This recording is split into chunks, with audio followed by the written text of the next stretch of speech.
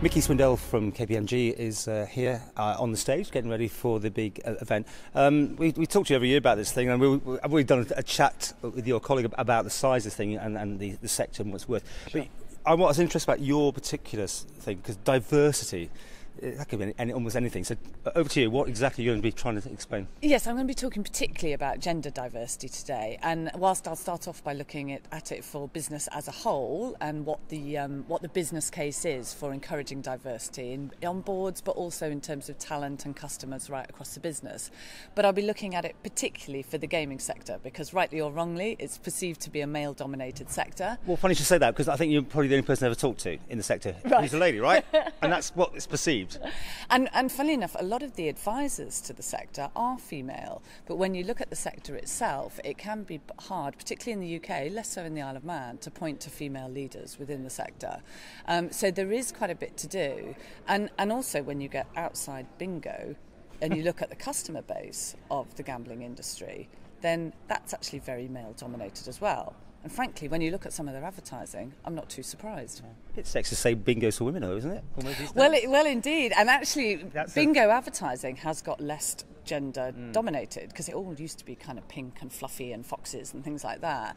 And actually, if you look at people like Tom Bowler's bingo advertising now, it's men and women, and bingo participation by men has gone up to 30% in response. Some people wouldn't even think of that as gambling, almost, bingo, isn't it? Compared with doing the big games, the manly, again, I'm using those terms, manly games. Well, yeah, and that is how it's perceived. So if you look at bingo and lotteries, participation by women is pretty much 50-50. But when you get to things like sportsbook, casino, slots, poker, much less so. But are you talking about your speech is more about people in the industry? I'm looking at both angles. Oh, okay. I'm looking at the customer angle, but also the talent angle. So we'll be looking at some of the things around why diverse boards, not just in terms of gender, but ethnic and social mobility, perform much better than boards. It's common sense, isn't it? If you've got a board full of people with similar backgrounds, similar values, similar lifestyles, similar appearances, that's a pretty blinkered board. How difficult has it been for you? In my industry? Yes. Well, let's put it this way. I mean, I know you're not in that gaming directly, but you're still in a man's world. Absolutely. And put it this way, when I went for my partner panel to become a partner at KPMG, we arrived at the dinner with all the assessing partners, all of the participating partners and all the candidates. Male. I was the only woman.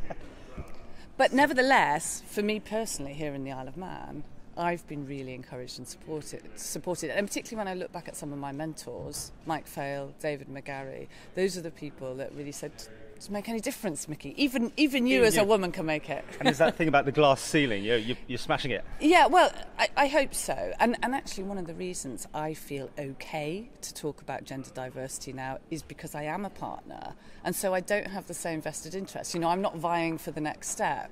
So I feel a bit less conflicted to say, well, no, actually, this is how it is. It's not easy for all women. And a lot of workplace cultures are consciously or mainly unconsciously quite biased against women.